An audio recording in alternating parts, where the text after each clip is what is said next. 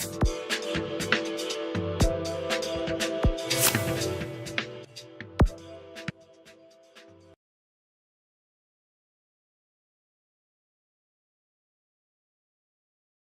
the guy who wants to talk about animal culture and about technology, interspecies technologies of power. So I hope that's the adventure you signed up for. And what I want to talk to you about today is my man Heini Hediger and the significance of zoo biology in the Anthropocene.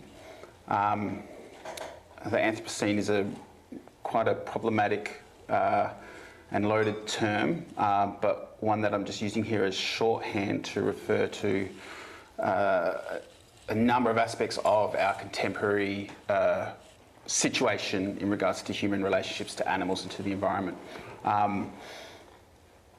Zoo biology and why it might be significant is an interesting question because when it comes to philosophy of science, it's the physics and chemistry and sciences like that have traditionally been taken as the most significant. Biology itself has had to struggle to articulate its significance, and the philosophy of biology the same. And zoo biology is sort of doubly marginalised because even biologists don't take zoo biology seriously as a science, because it's the science of animals in zoos, who are taken to be artefacts of human culture, to be not real, not wild animals, and so on. So the significance of research and knowledge that emerges from within the zoo is not something that's normally recognised, but it's something that I want to try to think about, not necessarily make too strong a claim for, but to think about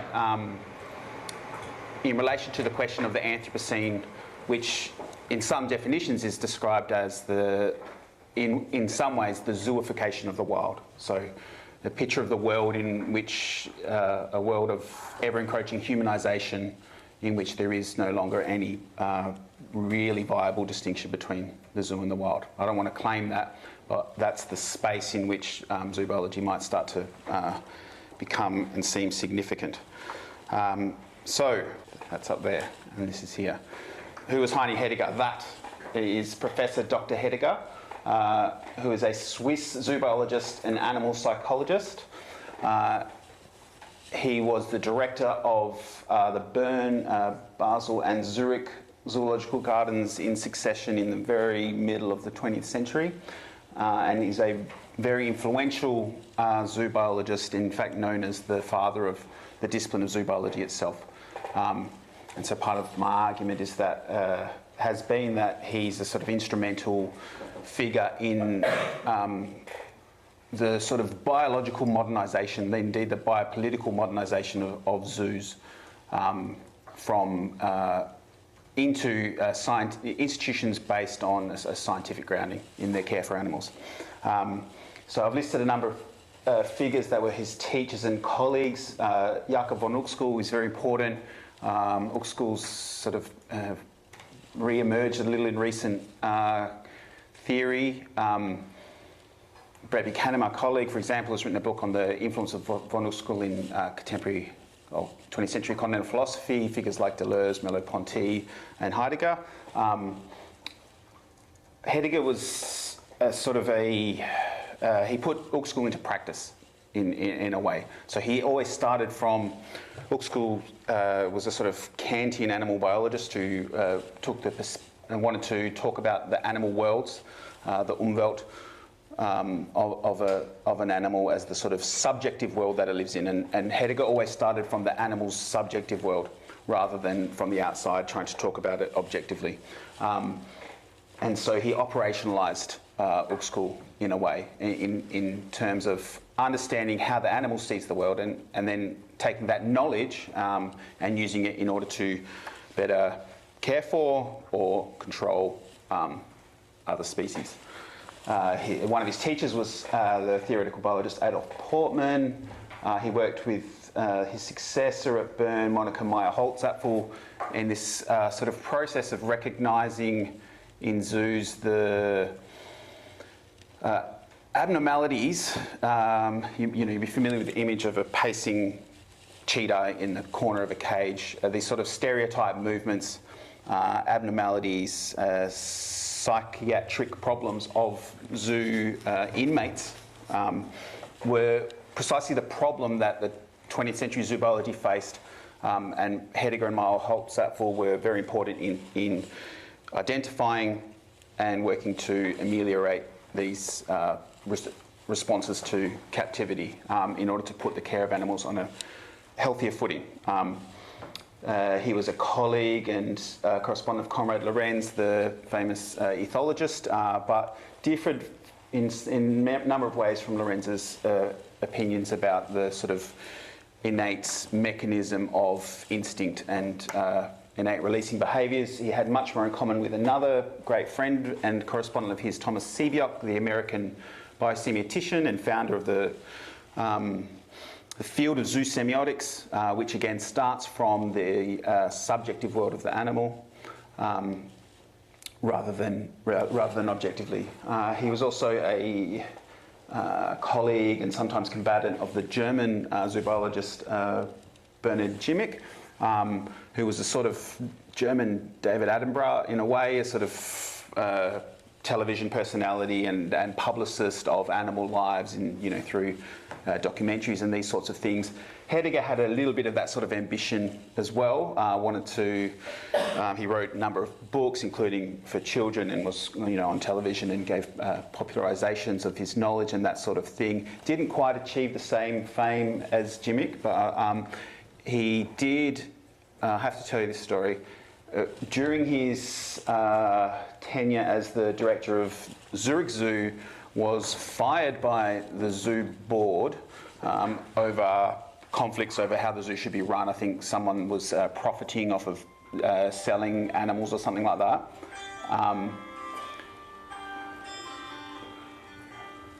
And so he was fired by the zoo board of Zurich Zoo and subsequently reinstated due to a student protest numbering in the thousands in the streets of Zurich. So he was quite a popular figure with his students. He taught at university there. And so public pressure came via a protest to reinstate the zoo director of Zurich Zoo. And then the board itself was fired and he was able to get on with the job of running it how he saw fit. So I've listed there a number of his most famous books. The first three, Wild Animals in Captivity, Studies of the Psychology and Behaviour of Captive Animals in Zoos and Circuses, and Man, Animal in the Zoo, were all translated relatively quickly after their publication. And these are sort of practical manuals for zookeepers that also delve into philosophy and animal behaviour science. And he's quite an influential figure, especially in the United States, in zoo biology. He wrote a number of other books and dozens of scientific articles. One of the books that hasn't been translated, but I'm very thankful to Anna Katerina for working on translating this over the last few months, and I'm going to be relying on some of that work, is his book, Tiere Verstehen, Understanding Animals, Insights of an Animal Psychologist, which was published quite late in his life. I think it was 72 or something. And gave many of his, interesting opinions about animal psychology itself. Okay, so who was he? I keep getting confused. I'm going to show you a quick video of Hediger. The American zoo director and animal psychologist Terry Maple went and visited him and recorded this interview with him, and so I've just got a very short section from it to give you an idea about Hediger's zoo biology. Does anyone know what that bird is? It's an oxpecker sitting on the back of a rhino in Hediger's Africa house. By the way, normal idea was, of course, to avoid all the viral browse. I'm convinced that today you can construct whole zoos, birds included, without viral issues and viral browse. And this material should be avoided, in my opinion, because it reminds a prison. Yes. But the animals we have now, and the birds, all the animals we have now in zoos, really do not feel as prisoners. They feel as ground owners. They consider the room that they have at their disposal as their private property, and they prove it because they mark it also. They put their olfactory marks, the secretions of the different glands, or the birds mark their territory by their song, exactly as they do in nature. And I think this is a sure proof that the animals as subjects really feel as crowds and not as prisoners. Okay, so that's Hediger in Zurich Zoo in front of the Africa House, which is one of his most famous exhibits that he designed. And he writes really interestingly about, you can see it's sort of curved instead of using straight lines, and puts in a number of the principles that he followed in zoo biology. But in particular, what he was able to do, which hadn't been done before, was to bring these oxpeckers, which are in a symbiotic relationship with the rhinos in their natural environment, and to release them into the exhibit and to watch quite nervously and to be pleasantly find that they in fact went and sat on the back of the rhino just as they otherwise would. And so part of what I want to do to sort of try to more precisely specify what Hediger was about in 20th century zoo biology is to relating to the famous figure of Karl Hagenbeck, who some of you might be familiar with. He was a turn of the 20th century German animal trader and zoo man, as well as a circus man. He was involved in basically collecting animals from Africa and everywhere else around the world, bringing them to Europe and providing them to circuses and zoos and so on, and also inventing new forms of display and exhibition. So this is a quote from his sort of book about his career. A desire above all things, he says, to give the animals the maximum of liberty, wish to exhibit them not as captives confined with narrow spaces and looked at between bars, but as free to wander from place to place. He goes on, a certain point must be fixed in the garden from which might be seen every kind of animal moving about in apparent freedom and in an environment which bore a close resemblance to its own native haunts. And so Nigel Rothfels has written really beautifully about Hagenbeck's transformation of the zoo, particularly as an exhibitionary apparatus. So what it's about for Hagenbeck is mostly the point of view of the human viewer. So they need to appear as if they are free, they need to appear as if they're in relation to one another. And what he actually invented was a whole series of architectural and other technologies by which they could give that appearance instead of the bars and so on, by using moats, etc., so that they could appear to be free.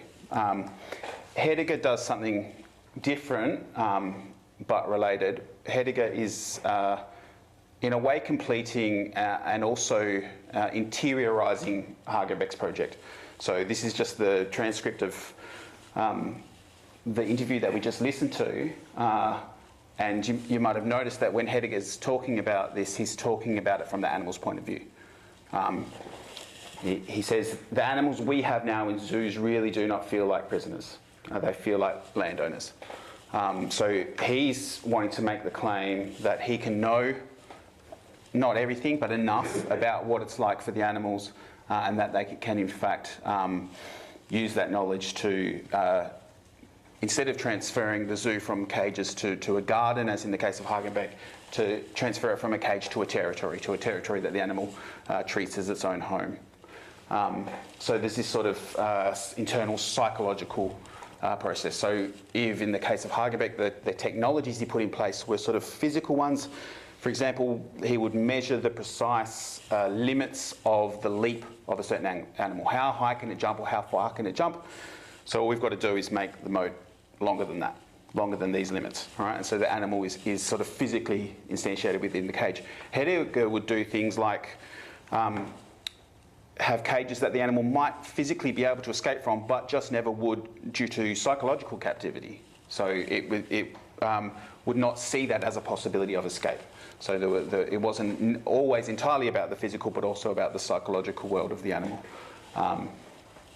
So that's part of what I've been writing about. I'll just quickly mention that as part of this modernisation and scientification, if that's a word, of zoo biology in the 20th century, Hediger was involved in a number of sort of international consultancy projects. He went to national parks in Africa and sort of wrote about how they should set things up from an animal psychological point of view. He established a zoo in Brazil, and he was asked by the New South Wales government to come and provide a report on Taronga in Sydney, which was quite a controversial thing. I think I've mentioned to some of you before some of the hate mail he received from Australians wishing that he would be dumped into the Sydney harbour and eaten by the sharks that are there, apparently, for daring to come over and tell us what to do with our animals.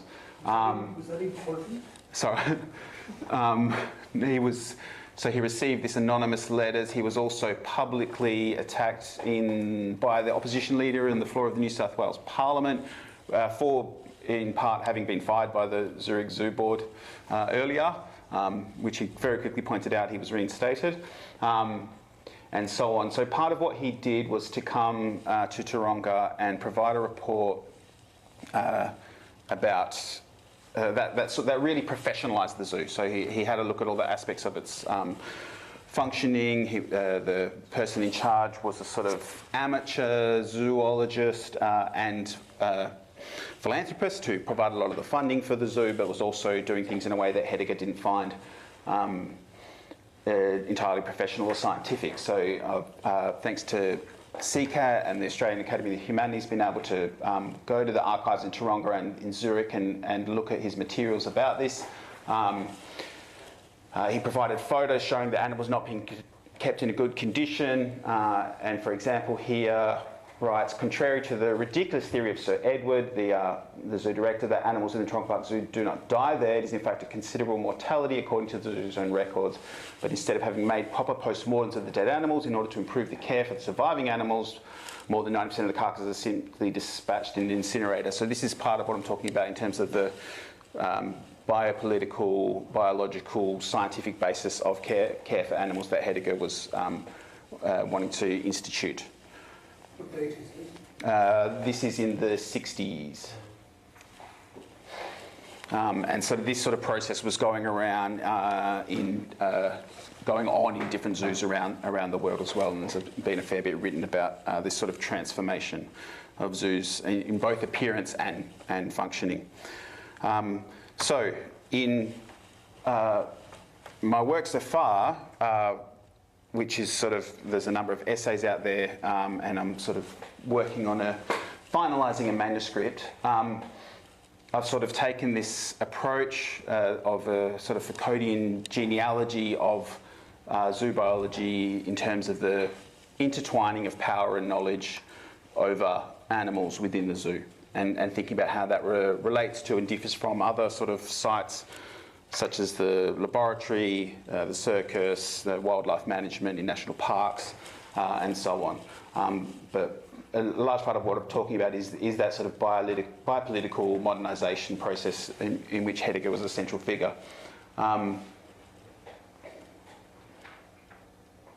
don't think I need to go through much of that argument except to say that an important part of what happens in zoo biology is this sort of recognition and isolation of the domain of behaviour, and from there the domains of subjectivity and culture among animals as sites of knowledge, of power and of intervention.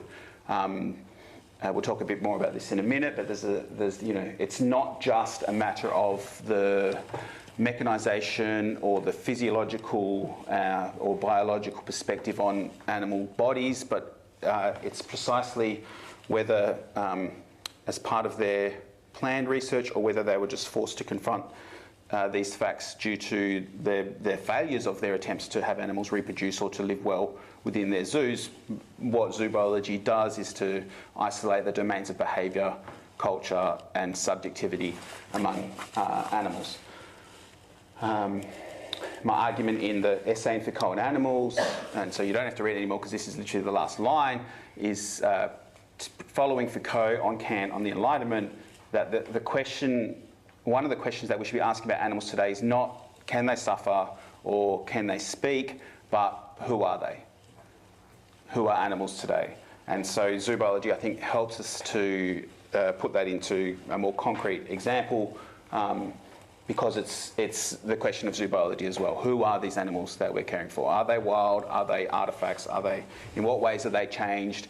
Are they capable of caring for their own young? Are they capable of surviving in the wild still?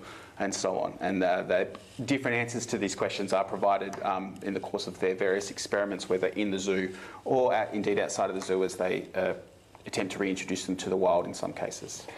So that has been my research, but part of what I'm wanting to do, in particular as part of my DECRA project around the philosophy of ethology, is to take a bit of a different approach to the question of the status of the knowledge that zoobiology produces.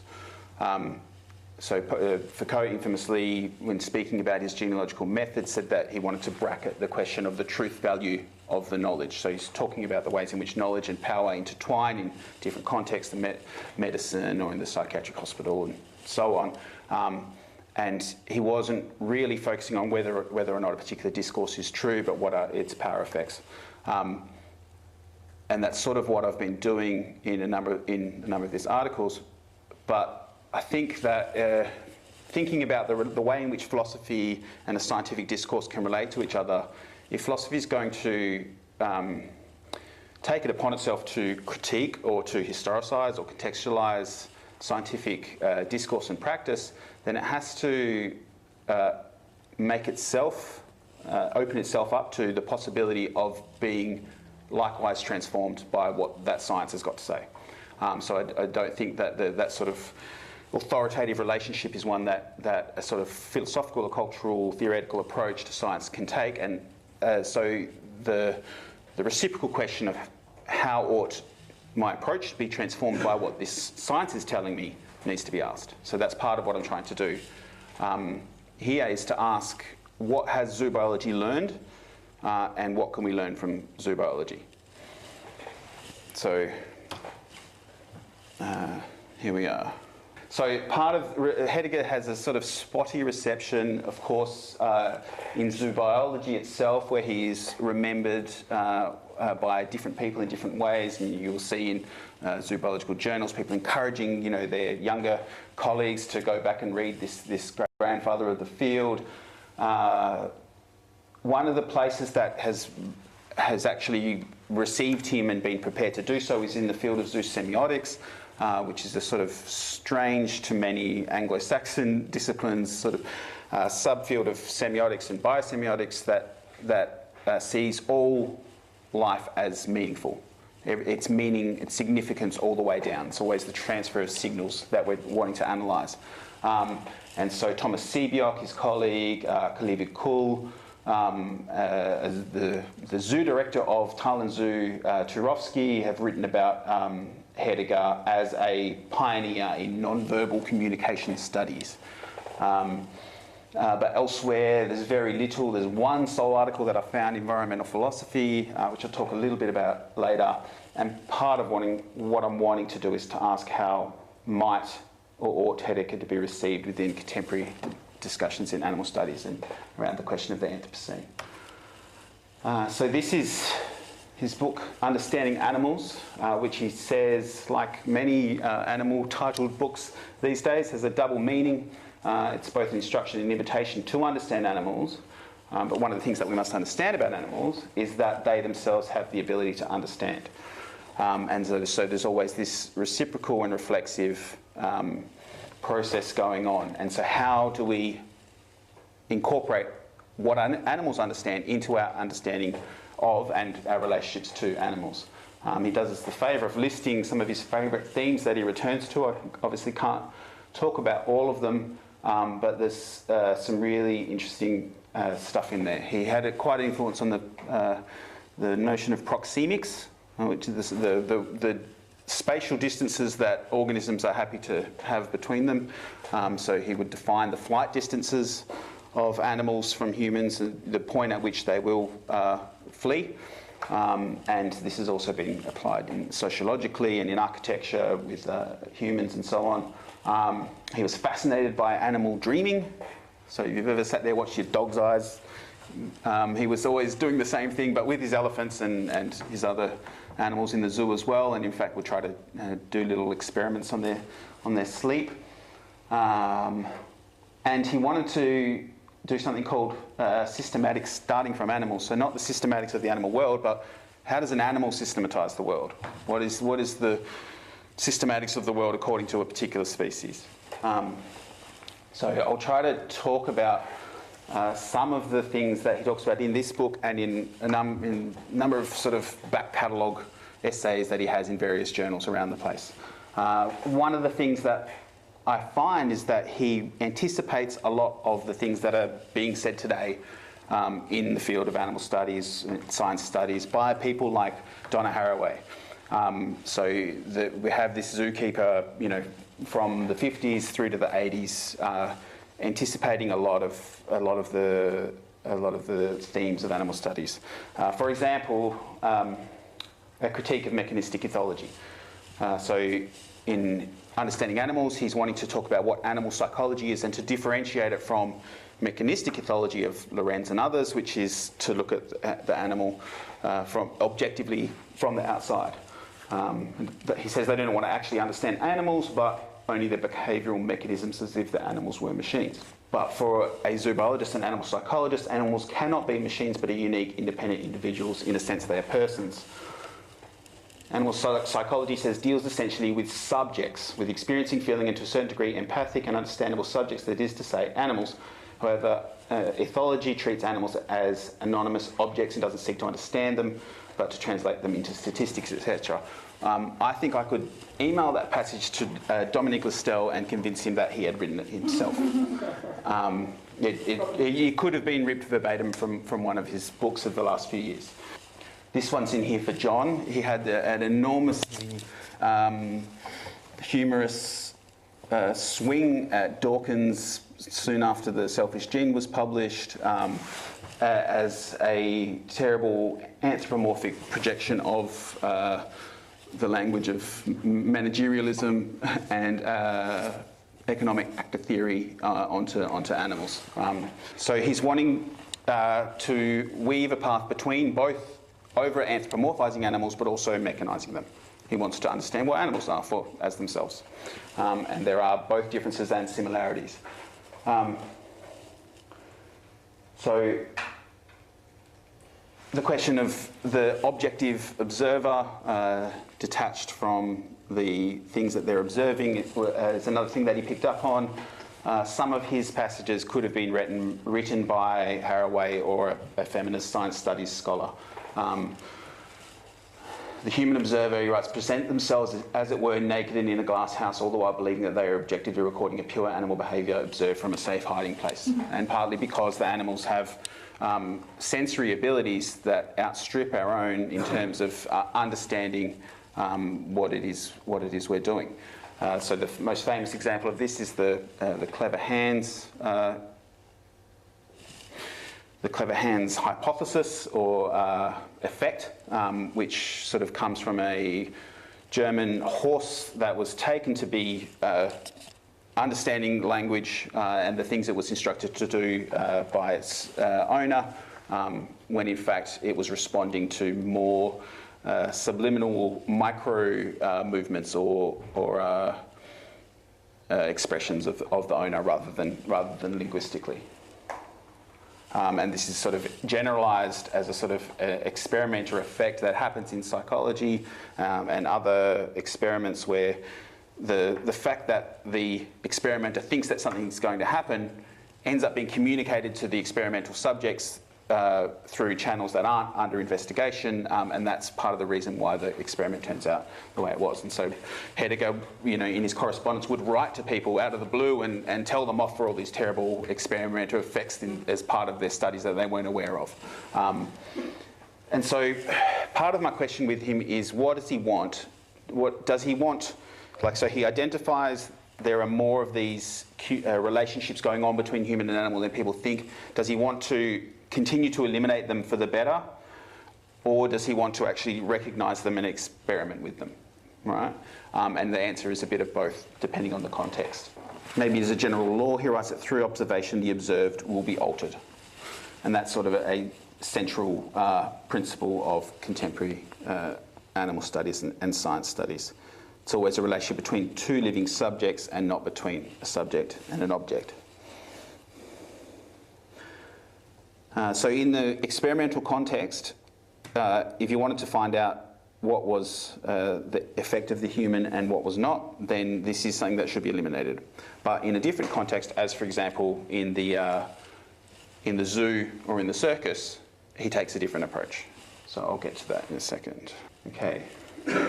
So part of the question today in animal studies is around empirical knowledge about animals. And so one of the most famous incidents in animal studies is Donna Haraway's criticism of Derrida's work. So Derrida's lecture on the animal is a deconstruction of this sharp dualistic division between human and animal, and indeed of the very concept of animal itself as a sort of a zoo that puts a whole multitude of different things in the one place in a way that doesn't make any sense. And so he argues instead in favour of multiplying our understanding of the differences between animals.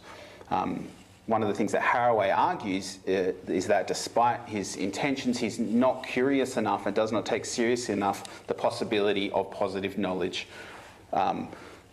in relation to philosophical knowledge about these animals. So it's not just a matter of gesturing towards animal difference, but in fact of investigating it. And for Haraway, there are scientists such as Bateson or Goodall, Smuts and others whose positive knowledge of animal life we can see as, in a way, a non-dualistic, post-deconstructive knowledge. And so this is what Haraway argues. And part of what I'd suggest is that Hediger, in many ways, represents a figure who sort of preemptively responds to this debate. He argues for the valuable and singular empirical situation that he finds himself in zoo biology. So Derrida has these lists of different animals and says, how can we put them all under the one thing? Hediger writes of his own background that comparatively few biologists have had the opportunity of living in close contact with animals of all taxonomic ranks that my 35 years as a zoo director have afforded me. I've always considered it a privilege, even a blessing, to be surrounded on a daily basis by such a multiplicity of animals, from unicellular organisms to apes, not only in zoos but during my travels, etc. So he's actually making a very particular claim, not only against laboratory experiments that only deal with certain species of mice and so on, that he actually has, through the accumulation of anecdote and experience, something empirical to offer to claims that are made about animal life. And one of the sort of more speculative ways he does this is in his thinking about animal names. So we're familiar with the practice of naming animals and sort of zoology as a system of classification of animal species, and in the corner there is a frog that was in fact named or renamed after Hediger in the sort of common scientific practice, who did a lot of his early work in herpetology and following sort of collecting voyages to Papua New Guinea and the South Seas and places like that. So this is the sort of the normal zoological practice. But what Hediger wants to ask is not about the human naming of animals, but how animals name things. An animal act of naming, he says, is something he's been pondering for decades. And it is, in fact, he argues, implied by the recognition that ethology has made of the ways in which animal societies are territorial and are organised in social hierarchies and so on, that this means that animals mutually recognise each other as individuals, and that thus they make use of proper names. It's not only widespread, he says, but also presupposes a distinction between the self and the other, and thus a kind of consciousness. But these names are not verbal names such as we use. These names are, he writes, acoustic, ultrasonic, optic, tactile, electric in nature, but also olfactory. So animals recognise a face or a trace of other animals as individuals, and for this, for Hediger, is an example of the proper name for an animal. And he goes via Otto Kohler's work on unnamed thinking and unnamed counting, for example, in human infants as well as in animals.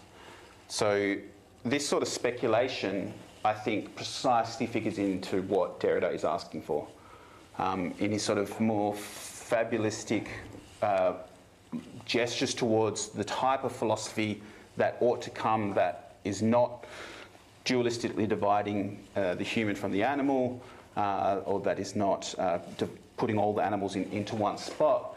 He writes, it would not be a matter of giving speech back to animals, but perhaps of acceding to a thinking, however fabulous and chimerical it might be, that thinks the absence of the name and of the word otherwise and as something other than a privation. So in particular, it is language that is supposed to differentiate humans from animals, and that the lack of language in animals is seen as something that they're missing, that means that they are unable to, you know, have a proper relationship to the world as a world. For Derrida, we need to work towards thinking this other than as a privation. And I think part of what Hediger's doing when he's thinking about animal names in an olfactory and another sense is to think about what CBL calls non-verbal communication studies, right? So communication, but not through human language. So that is an example of the type of knowledge that Heidegger produces in one of his more speculative modes, based on his experience with animals in the zoo and elsewhere. So to get back to, as we talked about earlier, the question of the relationship between the human and animal in the sort of experimental or observer situation where we're wanting to know things about the animal. And so he insists on the unremovability of that human-animal relationship in a knowledge relationship. This is what is supposed to be eliminated in the lab, but he says that it is precisely these relationships between human and animals that are of utmost importance in animal psychology. This question of that relationship, I think, doesn't just have an epistemological frame to it about what can we know of animals. It also has an ontological and political one, in terms of asking not just what can we know, but how can we live with them and how ought we to live with them. And Heidegger, even though he doesn't go there entirely, does gesture towards these sorts of questions as well. To meet the requirements of zoo biology, he writes, there should not be an elimination, there should be an intensification of the animal-man relationship. And much earlier, he said the animal-man relationship should be allowed full play.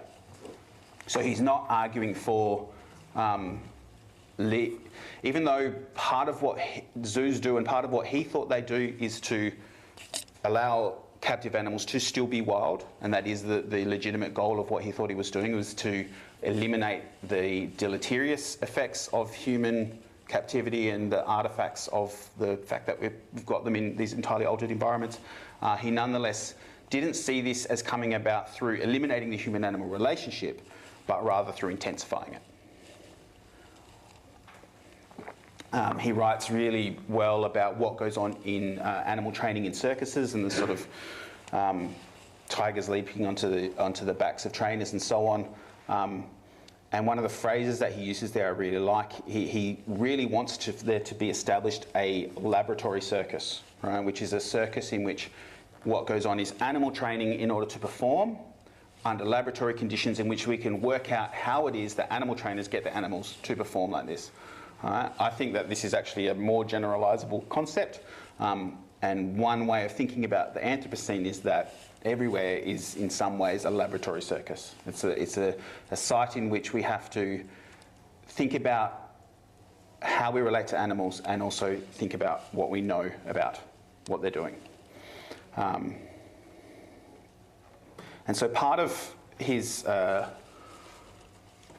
philosophy is that the mutual transformation of human and animal, for example, in the zoo context, isn't something to be avoided. In fact, he sees it as an entirely biological phenomenon. So anthropomorphism is a way in which humans assimilate animals. Zoomorphism is a way in which animals assimilate humans into their societies. And he, in fact, talks about, at a number of points, what he calls the catalytic effect, which is the fact that animals change as individuals in different anthropogenic contexts in ways that are not witnessed in their own societies. So he talks about the surprising changes and an increase in behaviour that can be caused through the catalytic effect of human beings, which surpass by far the genetically given ethogram of a species. So this is individually acquired. So it's not the sort of acquired behaviour that all animals, all animals of a species will get, but something that an individual has taken on. This is remarkably similar to the argument of Dominique Listel in his important untranslated book on the singular animal. Certain animals, Listel argues, develop a complex identity within the particular framework of the relationships they develop with humans. The human witnessing the animal's interiority in turn provokes its development and dynamics. What Hediger argues is that through this relationship of the through this relationship with the animal in which the human catalyses them into becoming something different, that this is the alpha and omega of practically all animal experiments since clever hands. And again, part of what I want to do is to think about how we can expand on Hediger's meaning to refer not only to animal experiments in the laboratory sense, but the sense in which, in the Anthropocene, the entire world is an animal experiment. And so part of what Hediger does, this is just a quote from that article I mentioned on environmental philosophy, where Skox compares Hediger and Heidegger without any name wordplay. He managed to avoid it in order to argue for a zoocentric phenomenology of wilderness. And so that instead of imagining wilderness as the absence of any relationship, as absence, that we should imagine it positively as composed of the multiple overlapping worlds of animals. So we need to start from the animal point of view. And he correctly identifies that Hediger allows us to do this through his Uxkullian zoosemiotic zoobiology. But what Hediger also does, in addition to allowing us to rethink wilderness, is it allows us to rethink domestication, different forms of domestication. He offers us not only a zoocentric understanding of wilderness, but also a relational one. So wildness is produced through the human-animal relation. Even coming back to his fundamental biological definition of a wild animal is one that runs away from human beings. Right, so it's not one that doesn't have a relationship to or doesn't know what a human being is. It's one that knows very well what a human being is and what one ought to do when one encounters them. So what he enables is, I'm arguing, a multiplication and pluralization of interspecies encounters beyond the sort of simplistic ideas of domestication, of artifactualization, and through very precise and empirical distinctions of the multiple forms that human-animal relationships can take, such as tameness, different forms of training, synergic relations, and so on. And what he recognises is different ways in which animals are capable of adapting to anthropogenic environments and responding differently. So, if I was to ask about the significance of zoobiology in the Anthropocene, it's because one way of understanding the Anthropocene is as this acceleration and intensification of human-animal worlds colliding. And this means, in many cases, destruction and extinction of animal worlds. In other cases, it means the catalytic effect and the production of new possibilities for animal worlds. And both of those things are going on. And despite many of the things that one can and that I have criticised about the operation of zoos, it has also been a site for the invention of techniques and practices of interaction between human and animal worlds. And I think Hediger is a really good example of the way in which different types of knowledge and practice are produced in this contact zone. He in fact anticipates and sometimes surpasses much of what is discussed in contemporary animal studies.